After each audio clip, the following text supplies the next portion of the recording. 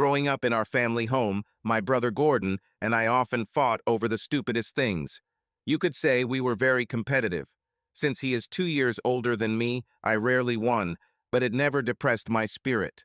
When we entered high school, our competitiveness continued. He was the captain of the football team. I was the top scorer on the basketball team.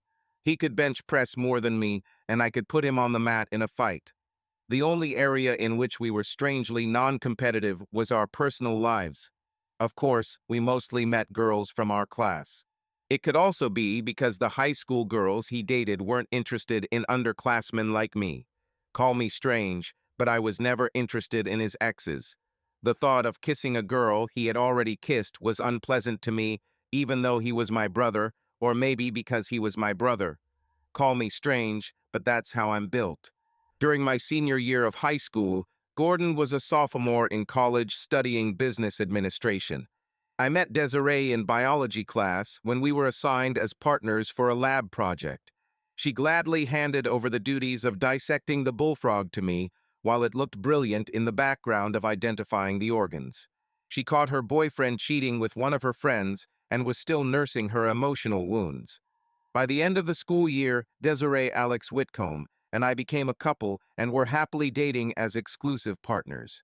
She was my prom date, which got us a lot of votes for prom king and queen, but not enough to win. I give her credit for most of our votes because Desiree was a hottie and I was just a regular guy. We were madly in love and everyone knew that one day we would get married. After graduation, we were both 18 and had the world at our fingertips. Our parents threw a joint graduation party for both of us. There I proposed to her, and her joyful acceptance made my heart soar. Soon after that, we became close. It didn't surprise us that our compatibility extended to the bedroom, as well as to every other aspect of our lives. We couldn't be happier. Older sister Desiree became an X-ray technician at a local hospital after graduating from a local technical college. Eager to follow in her footsteps, Desiree has already enrolled in the 2-year program for the upcoming fall session. Not wanting to be apart, I enrolled in a 4-year HVAC program at the same technical college Desiree was planning to attend. My father worked in commercial HVAC and loved his job, which inspired me to get the same education. Since I was expected to contribute to my education, I took a summer job as an assistant at the same company as my father. Desiree's parents had already paid for her first education expenses, so she decided to relax and enjoy her last carefree summer before diving headfirst into life. Every weekday evening, she was already at my house, waiting for me to return from work. I would take a quick shower, and we would either watch a movie at home or go on a date. In the third week of summer, on a Wednesday morning, we were dispatched to a call for 65 tons of air conditioning servicing one part of the department store. The windings of the hermetic piston compressor were suspect, but my father was not prepared to declare the compressor in need of rewinding without confirmation from his megger.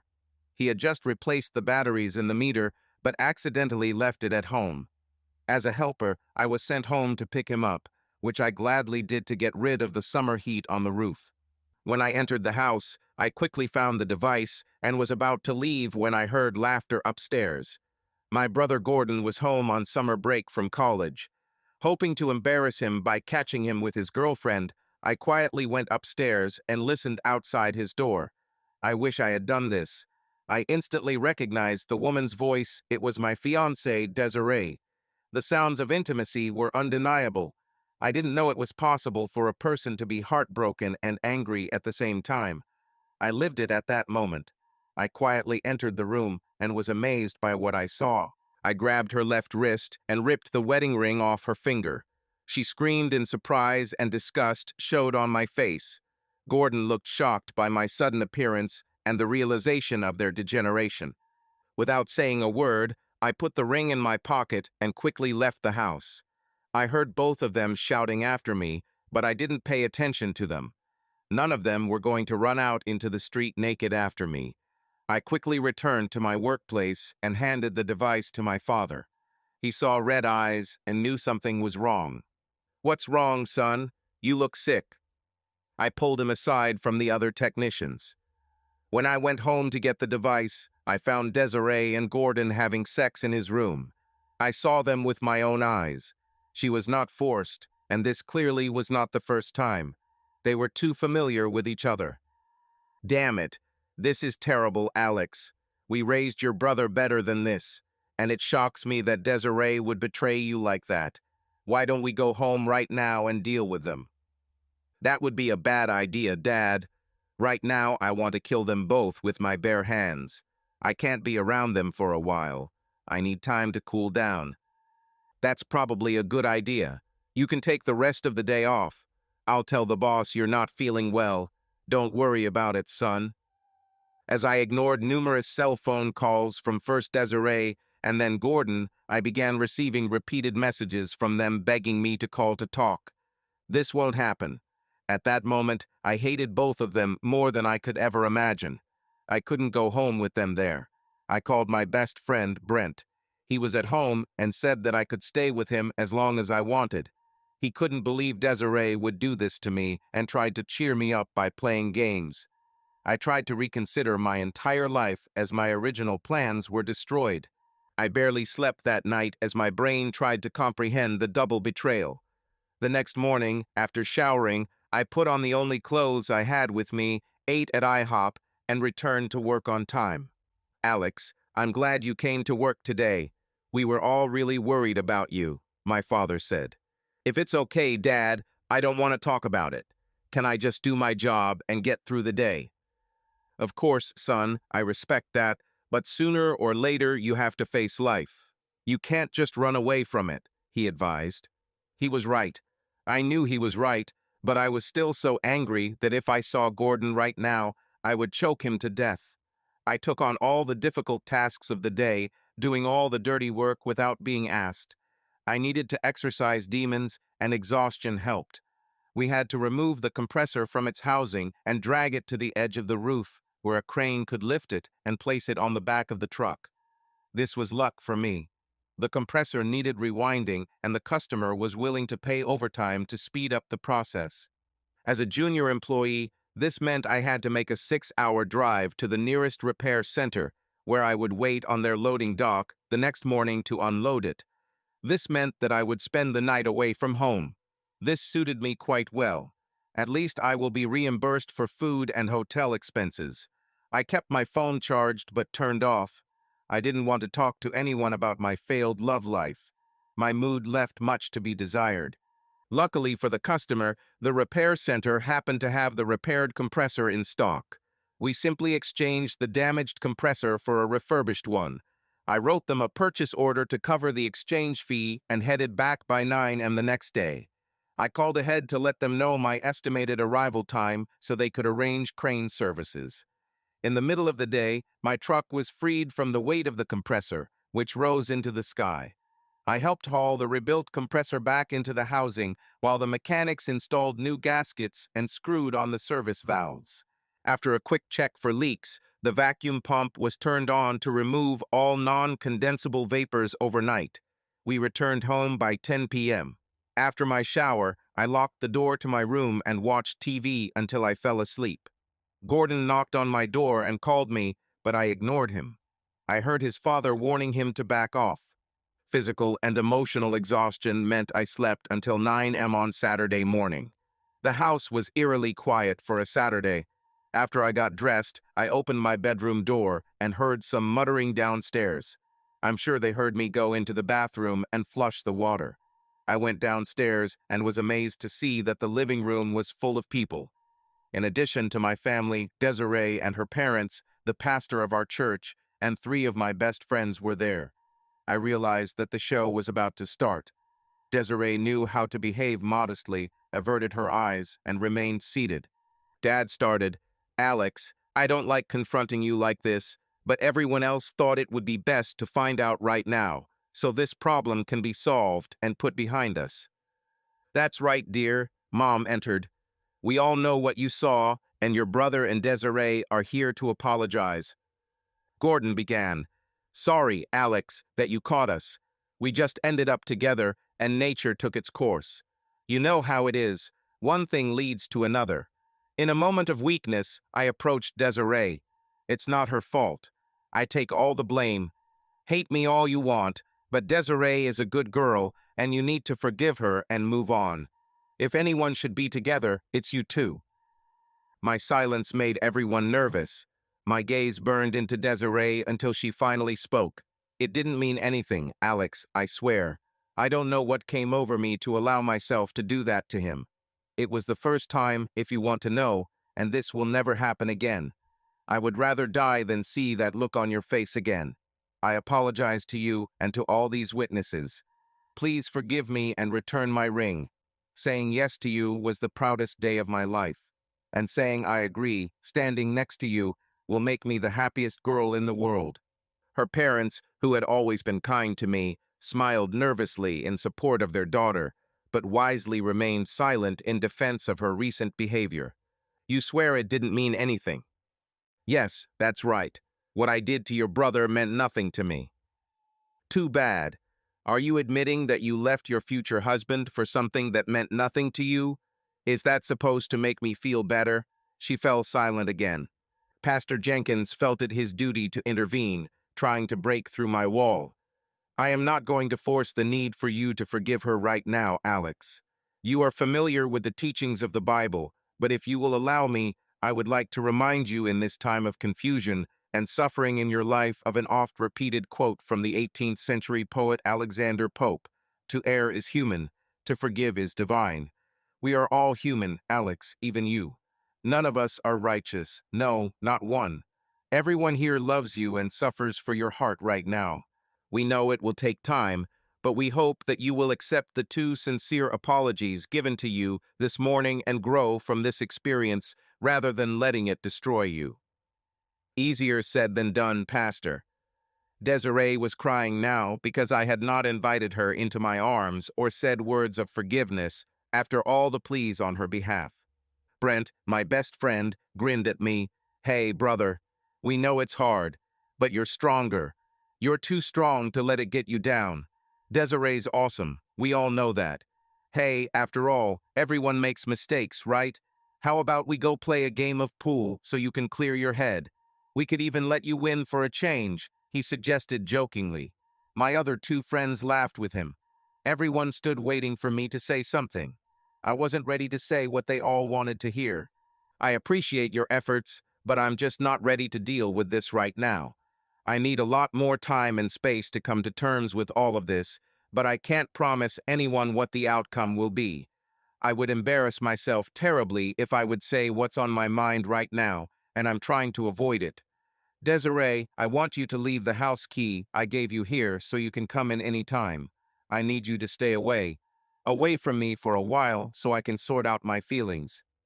But how can we get over this if I won't be there to help you, Alex? I love you and only you, and I want to be with you forever. I squeezed my eyes shut and took a deep breath as her words pierced my heart like a sword. I looked straight at her parents. She can't seem to hear me. Can you two keep her away from me for a while? I mean completely. I need this or I might explode. They are both silent nodded. Sorry, guys, I said to my three friends. I've got too much on my mind right now to play pool. I'll go for a walk. Gordon, if you know what's best for you, don't ever talk to me again, never. If you do this, I promise we will both end up in the hospital.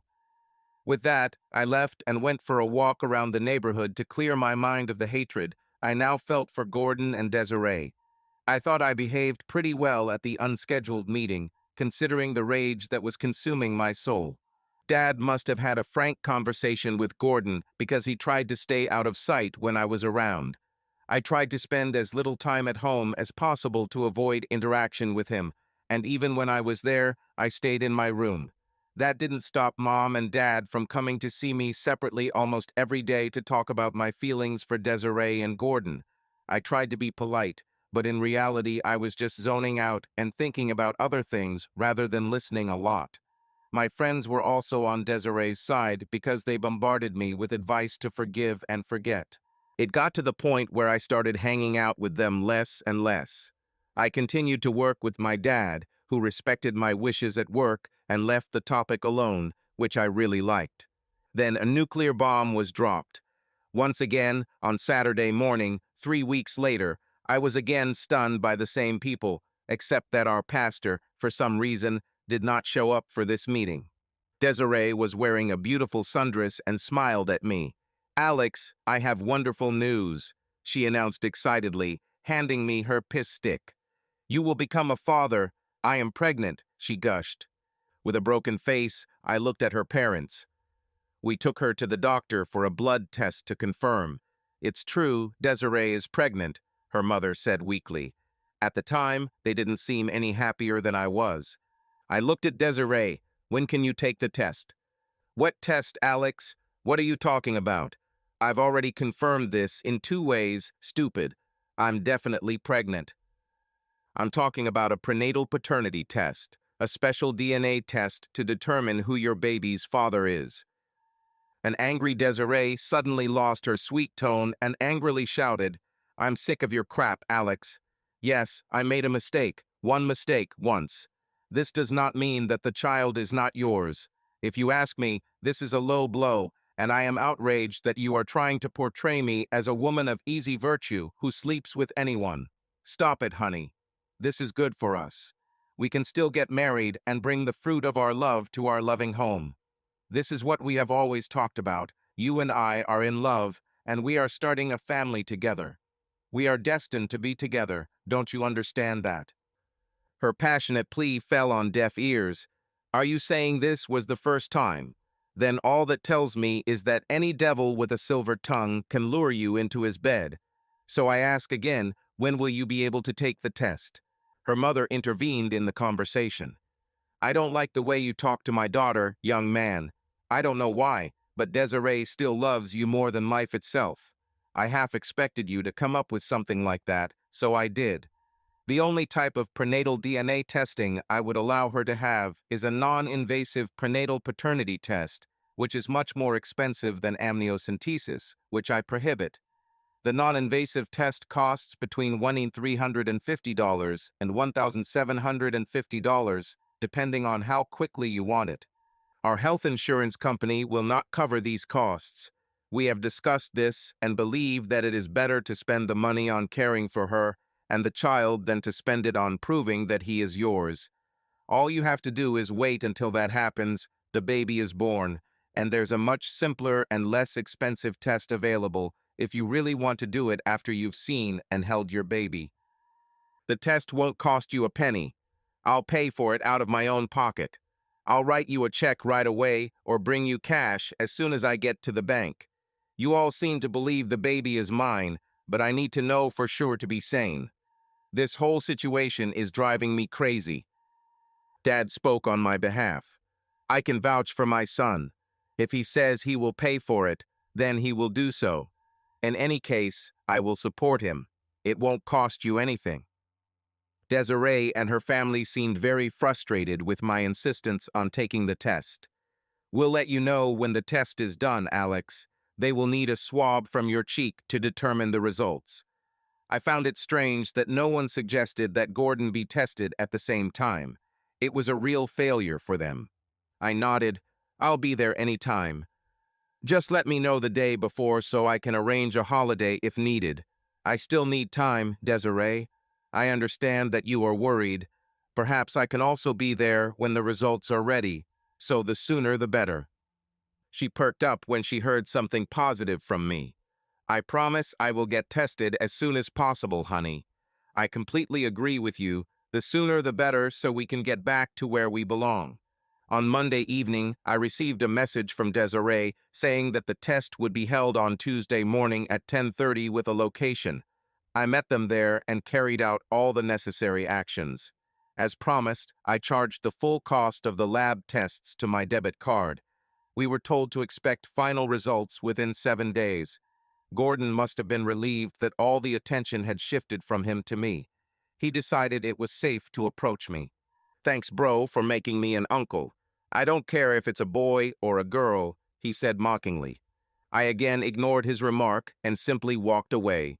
If he thought for even a moment that I had already moved past his betrayal, he was greatly mistaken. A week later, the results were sent to me overnight in a FedEx envelope. Gordon and my parents gathered around me to find out the real truth. "Well, What is written there? My mother asked impatiently. In a nutshell, Mom, after reading this twice, it says, Alex Whitcomb, you are not the father. Do you want to speculate who it is? No more tests are required. Gordon, you are dead to me, and the next time you see my ex-fiancée, mother of your illegitimate child, you can tell her that she is also dead to me. I never want to see or talk to any of you as long as I live.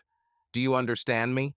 Alex, my dad demanded, I understand that you are rightfully upset. But as long as you live under my roof, such talk is unacceptable. Is that clear? Crystal, please excuse me, I have an appointment. I was annoyed that my brother was able to seduce and deceive my fiancée, and this is normal for my parents, but if I call traitors to do this, is this unbearable for my parents? I had to leave there. I went out, bought some fast food, and went to the cinema to kill time. I turned off my phone to avoid unwanted messages. That evening, it was 10:30 when I got home. Desiree's mother's car was there. I had a bad feeling about what was waiting for me inside. Where have you been? Asked my mother. I went to eat and then went to the cinema. Why? We have been waiting for you for several hours. Sit down, Alex. We need to talk. There was an empty space next to Desiree. I ignored the instructions and moved to the only chair on the other side of the room. Outraged, she continued, Alex, after you left earlier, I assumed you had not contacted Desiree about the DNA results, so I called her and relayed this information. She and her parents have come to you about the next step in your relationship with Desiree, now that she's about to have a baby. I looked at Desiree in disbelief. Do you really believe that I would marry you and raise a child with another man after you cheated on me? I love you, Alex, only you. Technically speaking, since we're not officially married yet, I haven't really cheated on you. What happened between me and your brother happened before we tied the knot. Baby, he has your family genes, so he will definitely look like you. My furrowed brow expressed my astonishment. Mom then said, Honey, we understand that this is not an ideal situation, but technically she's right, and her baby is our family baby. Gordon has already completed 2 years of study toward a 4-year degree. Wouldn't it be a shame if he had to drop out of school to take care of this child? He was already halfway through his studies. And don't you dare try to tell her that you don't love her. The kind of love you share cannot be changed.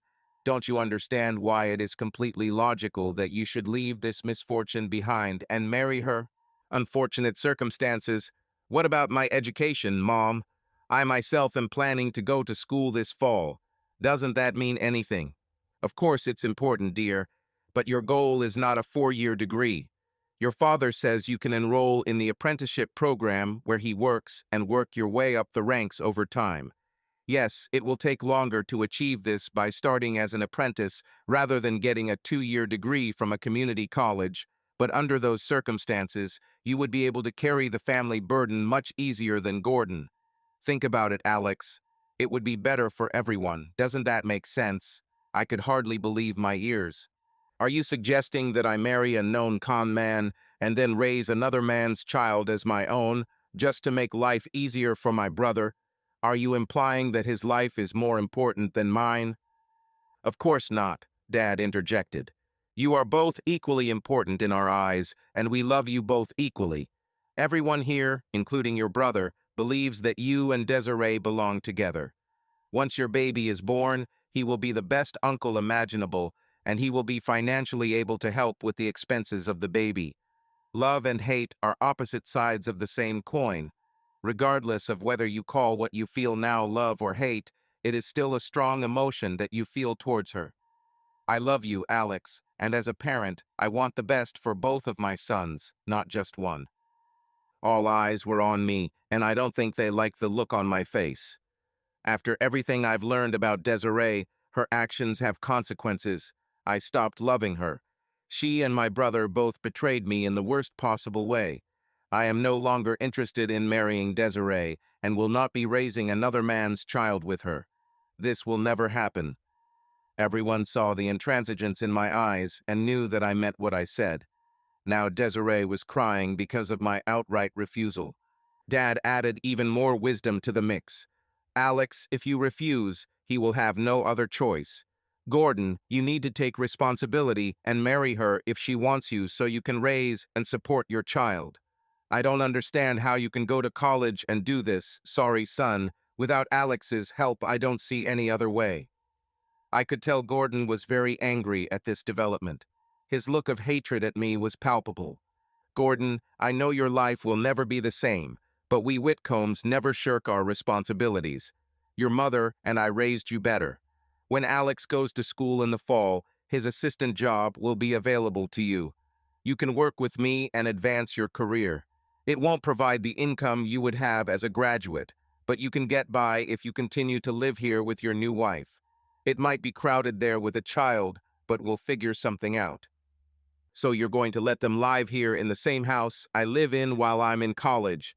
When I come home, I will see these traitors every day as a reminder of what they did to me. I don't know if I can deal with this all the time. I don't see you having a say in this matter, Alex. Your mother and I own this house, and we love you and Gordon equally.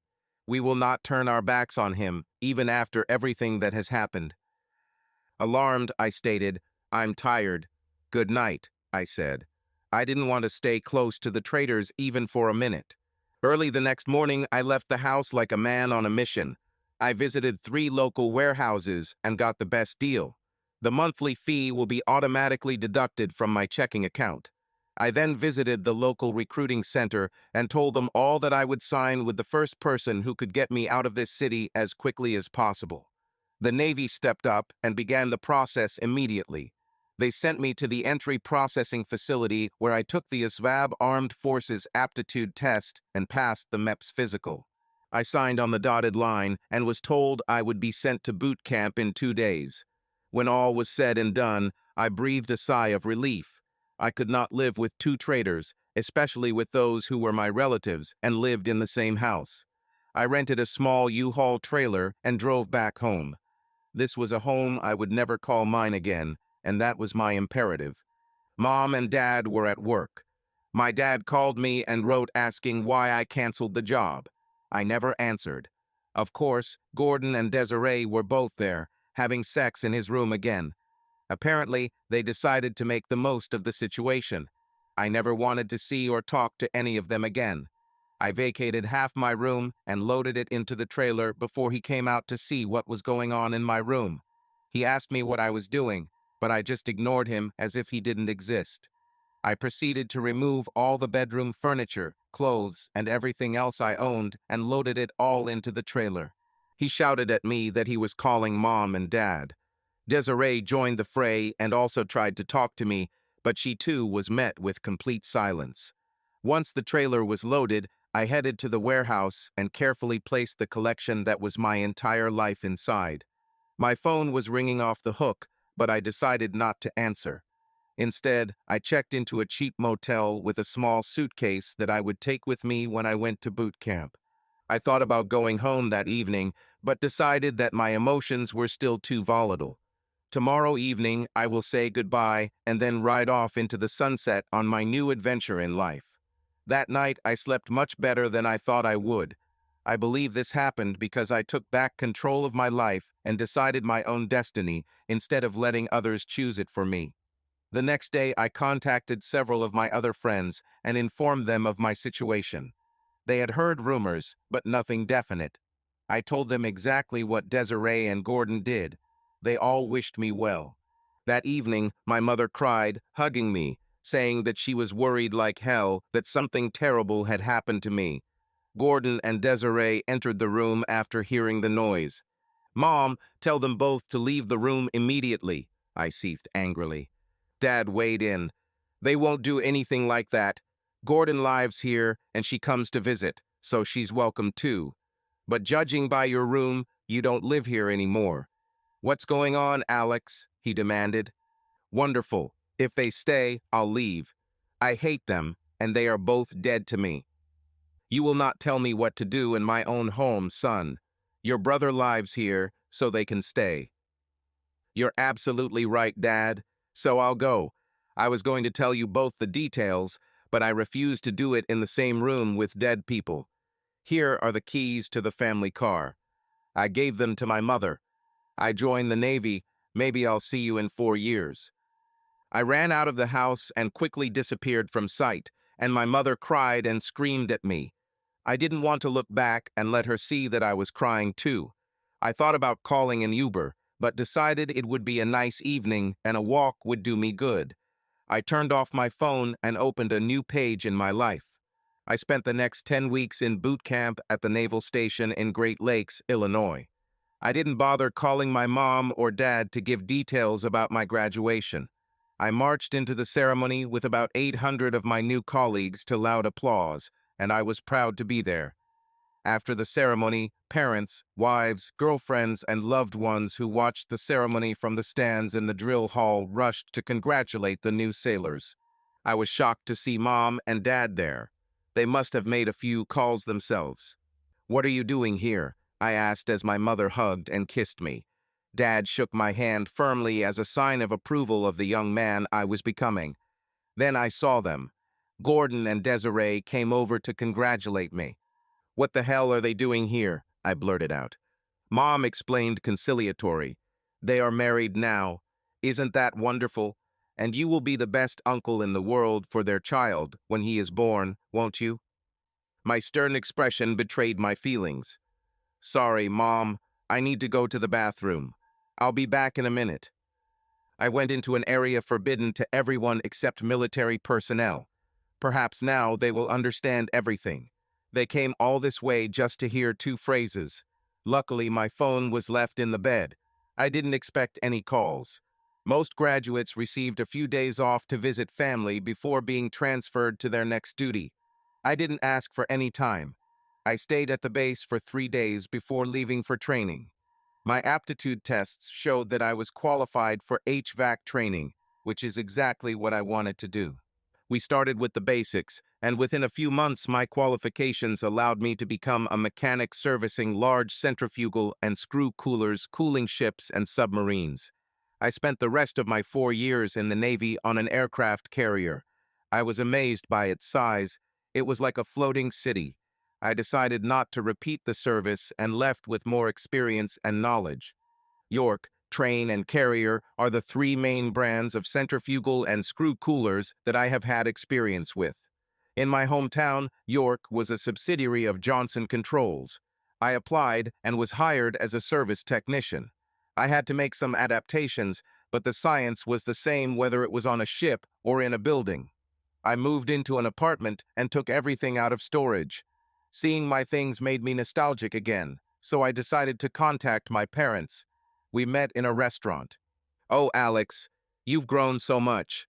I can't believe how handsome you are," Mom admired. "I'm 22 now, Mom, so yeah, I've matured a little." "Hi, Dad. I'm now a fully qualified service technician at Johnson Controls, working primarily in factory service on centrifugal and screw coolers, which is a little different from the reciprocating units you work on. We're unlikely to see each other often, but we might see each other at one of the delivery points." "Wow, Johnson Controls, huh? Yeah, they work on big machines. That's great. I'm proud of you, son. You know, I got an idea. Now that you work there, Gordon could apply for an apprentice position, and I'm sure that with your recommendation he will get it. As you know, the salary there is higher than at our company, and Gordon could use every extra penny for him, Desiree, and their family. I would like you to leave your grievances. To your brother and Desiree. They both really want to get back on track with you, and were bitterly disappointed that you asked them to stay behind," the father said. "No, Dad. That ship has already sailed. If he applies to where I work, I'll do everything I can to block him. Let's change the subject, Dad. I don't want to hear anything more about them. I can't do this hard enough. Emphasize, they are both dead to me. I will never knowingly be in the same room with them." Okay. I won't pressure you, Alex. But you should know that they moved into their own house 6 months ago, so now you can stop by any time and not be afraid of bumping into them. Good to know. I'll always call ahead to make sure. Their displeased looks said it all. I told them about my life in the Navy and explained that I now had the training background to service most HVAC products. Dad expressed pride in my achievements. I shared some impressions of the countries and ports I visited around the world. Why, son? Why did you leave home so suddenly? You know why? You said that as long as I live under your roof, I will have to put up with the fact that I see them every day. So I decided not to live under your roof anymore.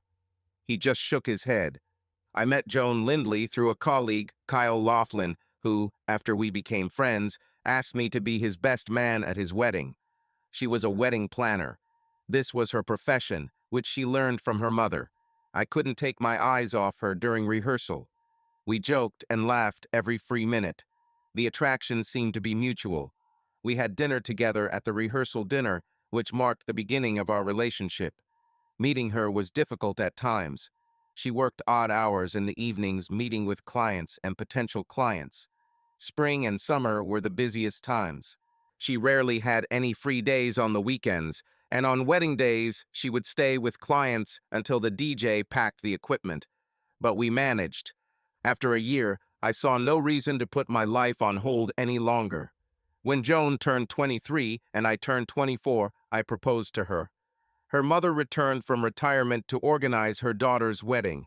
My parents adored her. Joanne was so friendly that she could fit into any environment. I was very proud of her. On our wedding day, I made sure my parents knew that they were not to sneak my brother and his wife to our wedding reception. Although Joanne had seen the photographs my parents showed her, she had never met them. Despite my request, my family did not break ties with them, so I explained to Joanne that I would never be in the same room with him, and that if my parents wanted to invite both of us, they should invite my brother, since I am the one who issues an ultimatum. Joanne understood that I always avoided any events where I knew Gordon would be there. She quickly realized that this topic was sore for me and avoided mentioning them in conversations. Joanne had two older brothers whom she adored and with whom I got along well. 18 months later, little brunette Alice Renee Whitcomb, her beloved daughter, was born. I heard that my brother had 3 children, but my parents acted as if this was their first grandchild, and we appreciated that. Of course, Joanne's mother also tried to pamper Alice. I wouldn't call her a daddy's or mommy's girl. As she grew older, she loved us both equally, and Joanne and I poured everything we had into her. We often visited both families, where we took a lot of photographs. We were glad that we had a strong relationship on both sides. Joanne was accepted as a daughter by my parents. After our 8th wedding anniversary, Kyle Laughlin recommended Joanne to his cousin for their wedding. The next day after the rehearsal, he came to my work during lunch. "Hey, Alex, how are you?" Kyle began. "To be honest, not much. Looks like I'm going to have to drain about 700 pounds of refrigerant from this cooler to fix all the low-level leaks I found. It's going to be a pain." "I feel your pain, buddy. I need to replace a motor bearing on a 900 horsepower open drive, but it will be easier than what's in front of you. But that's not what I came to tell you," he noted. "So what happened? You won't like what I'm about to say, but I'd like to know if I were you, so I hope you don't shoot the messenger." "What are you talking about, Kyle?" "Alex, you know I think Joanne is great. That's why I recommended her to my cousin, Ashley, for her wedding. Yes, she mentioned that she is working on it. We appreciate your support and thank you for the recommendation. I'm afraid you won't be so grateful when I show you something I think you should know." "Oh yeah, what's up, Kyle?" "Well, I was at my cousin's wedding rehearsal yesterday and the dinner afterwards. Joanne announced to everyone that she had hired an assistant, Steve Baker, and introduced him to everyone, saying that he would shadow her to learn everything. No problem, yes. Not a problem, except she never mentioned to me that she hired an assistant, and she never mentioned anyone named Steve Baker.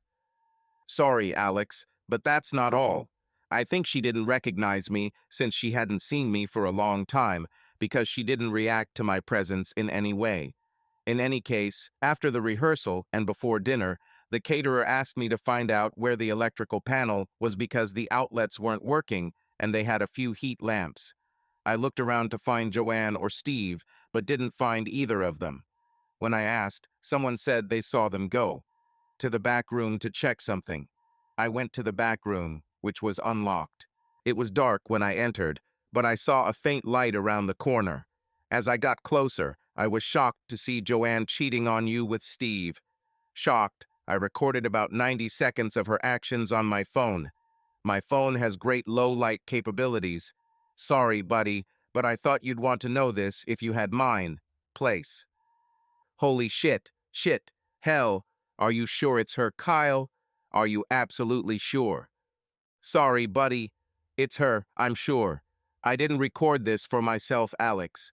I did it for you. I'll give you this video clip on your phone and then delete it from mine. From everything I saw, this is clearly not the first time.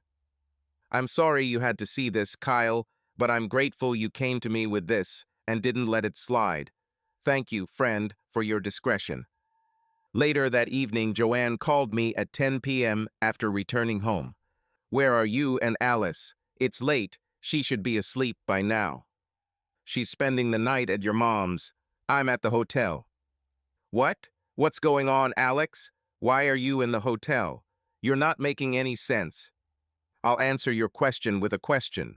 Who is Steve Baker? Who? Steve who? I don't know what you're talking about. Are you saying you didn't hire a man named Steve Baker as an assistant? Oh, you mean for work? That Steve Baker? No, stupid, he's not my assistant. He's just one of the florists I recommend to clients, and we work together often. I see. And is it his job as a florist to have sex with you? What? How dare you? You're talking nonsense, Alex. Where did you get this from? I'll send you a short video clip, Joanne. Let me know when you watch it. 2 minutes later. How? Where? Oh God, where did you get this? It doesn't matter, Joanne. I'm filing for divorce. After what Desiree did to me, you know how I feel about cheating. I'll be fair, we'll split everything in half. If you resist, especially about custody of Alice, which we will split 50-50, then I will send copies of this video to all your potential clients and all our family and friends. Goodbye, Joanne, and I hung up. She knew better than to test my resolve. 8 years of marriage down the drain. We sold the house and split the proceeds. She didn't argue on any issue. It was an amicable divorce. I never asked her questions about her affair or whether she had others. It wouldn't help. We raised Alice well together. As far as I knew, she didn't talk bad about me behind my back. From the age of 6.5, Alice got the best of both of us. I never spoke ill of her mother, but I did share a few important details with friends and family.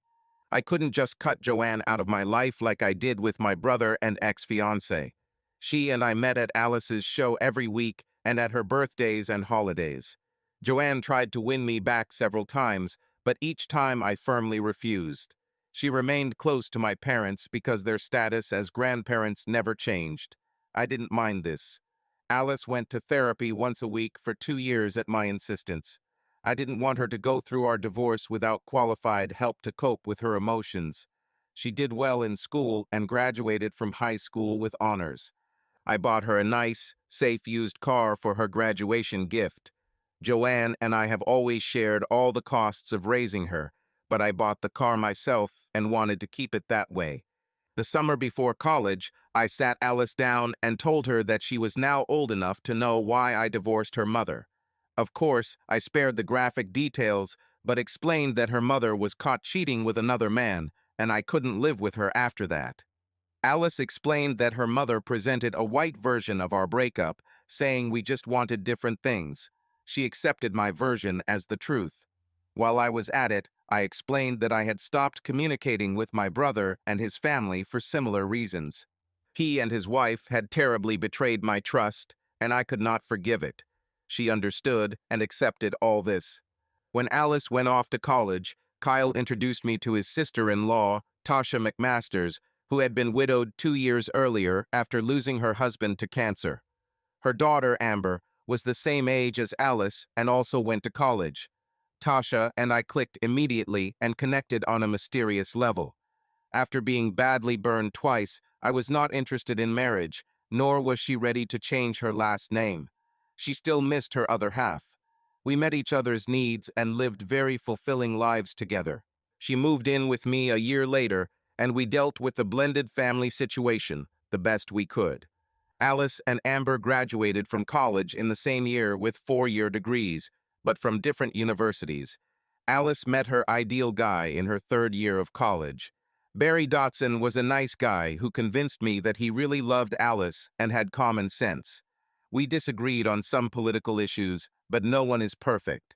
Alice happily accepted his proposal, and their wedding was planned 9 months in advance. Joanne and I met with them to discuss budget and expectations. Once the amount was determined, Joanne and I agreed to split the cost in half. This was at her limit, and she couldn't afford to spend more. I could have easily paid all the wedding expenses myself, but she wanted to pay her half, probably so she could be in control. Since wedding details are usually in the hands of the mother, I left it up to them. Alice asked me to provide a list of possible wedding guests.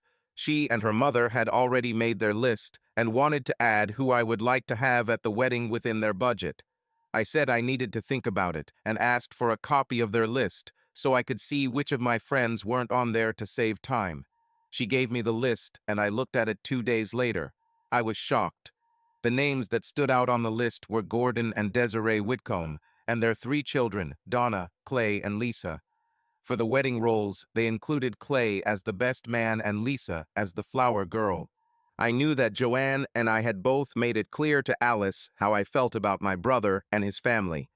This was not an accidental mistake. I met up with Alice and Barry to talk. Alice, you know how I feel about my brother and his family, and you know why. I've always been very clear on this matter. Now I see that you invited them all to your wedding and plan to involve their 2 children in the wedding ceremony. What's going on? Dad, I love you with all my heart. Barry and I both do. But I naturally became curious about what kind of people they were and why you hated them so much. I wanted to see them for myself and draw my own conclusions. I know it might make you a little upset, Dad, but I've been dating them for the last 4 years and built a relationship with them without your knowledge. I never mentioned it before because I didn't want to upset you. Upset me? Did you build a relationship with them behind my back, knowing how I feel about them? Yes, it's true that we all kept it a secret, knowing that you would be against it. They are truly wonderful people. I felt like I should invite and involve them in the wedding, thinking that this would be the perfect opportunity to give you back a big part of your family, which was lost. It's not your place to judge me, Alice. Imagine if you had a sister and she stole Barry from you right before the wedding and she got pregnant with his child. How would you love your sister under those circumstances? Darling, you always knew where my boundaries are, and if my brother and his family are invited, perhaps I should reconsider my share of the wedding expenses. Oh, really? She said angrily. Dad, it's time to let go of the past. This is all water under the bridge. It's not wise to hold a grudge for so long. It's bad for you. Just let it go once and for all. Say hello to them at my wedding and bring back your broken family. Alice, honey, you know I love you, but that's not up to you. You may want it for me, but that will never make me want it. You have never broken your word to me, Dad, not once in my entire life, as far as I can remember. You promised to pay half. Are you going to break your word just because my dear aunt and uncle will be at my wedding? My word must also mean something, Dad. I promised them that they would be invited to my wedding, and that Clay would be the best man and Lisa would be the flower girl. She knew that I always kept my word, and she knew it. I sighed heavily. You're right, honey. Please forgive me for the misunderstanding. My emotions got the better of me. Thank you for reminding me that I am a man of my word. I will keep my promise and pay half of the wedding expenses, because my word is my commitment. And yes, you're right. You gave them your word, and like me, you have to keep it. Alice hugged me with joy, but I continued. And while we're talking about keeping promises, I promised a long time ago that I would never be in the same room with them. I'm not a liar, I keep my word. When you invited them all, you unwittingly didn't invite me. You knew my feelings for them, but you went behind my back and hugged them at your wedding. That's your right, honey, and I respect that. I can accept that you want to have a relationship with them and will never ask you to ignore them. Them like me because they didn't betray you. The only one they betrayed is your father. However, I won't walk you to the altar because I won't be there. Perhaps it would be better for your amazing uncle to take the honor. No, you can't do this. Don't you dare threaten me with this, Dad. If you don't come to my wedding and walk me down the aisle because of their presence, I will never speak to you again, she exclaimed. Alice, dear, you have no idea how much it pains me to hear you say this. My brother and his wife achieved their goal. They caused you to drive a wedge between us and prevented me from attending your wedding. No, Dad, that's not what I want. I want you to be at my wedding and be happy with them. Do you want this? Yes. I wanted a brother who wouldn't betray me or stab me in the back. I wanted a bride who wouldn't cheat on me and wouldn't destroy my family. I wanted parents who would respect and value my wishes. I wanted a wife, your mother, who wouldn't cheat on me. I wanted all of this, but I didn't get any.